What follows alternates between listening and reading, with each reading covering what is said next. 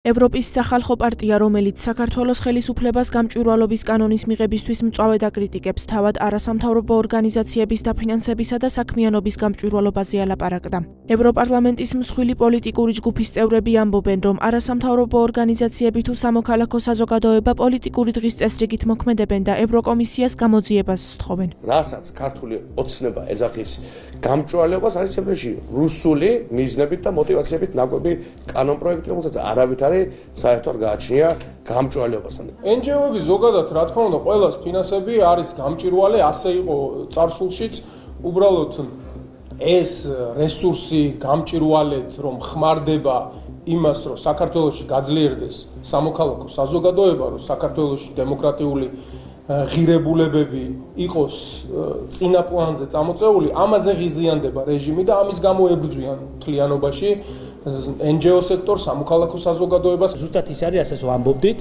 რომ ამდენი ხანია ფული, ევროპელი გადასახადების გადამხდელების ფული იხარჯება ისეთ საქმიანობაზე, რომ შემდეგ NGO-ების ხაზით და მათი დახმარებით გააჩუმონ ალტერნატიული ხმები, ჩაახშონ მოსახლეობის ხმები და გავლენა მოახდინონ პოლიტიკაზე, ეგრეთ წოდებული ჩრდილოვანი ლობიზმი, რასაც უწოდებს ეს ადამიანი ამ პროცესს.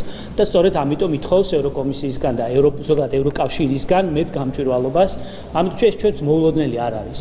მაგრამ ერთი რაც ნამდვილად შეგვიძლია ვისურვოთ არის ის, რომ ერთხელ და სამუდამოდ ევროკავშირი შეძლებს გამჭვირვალობის მაღალი სტანდარტების, სამაგალითო სტანდარტების დანერგვას და ფარდას ახდის იმ ქსელს, ევროპულ ქსელს ამ შემთხვევაში, რისი იდენტური ნაწილი ჩვენ ვიხილეთ ამერიკის USAID-ის და NED-ის ქსელთან დაკავშირებით. გვაკრიტიკებდნენ იმასთან დაკავშირებით, რომ 6 გვერდიანი უმარტივესი კანონი მივიღეთ, რომელიც მხოლოდ იმას ავალდებულებდა NGO-ს, რომ გაესაჯაროებინათ რათანხა ჩაერიცხა და სად გადარიცხეს, ეხლა თვითონ საუბრობენ გამჭვირვალობის აუცილებლობაზე.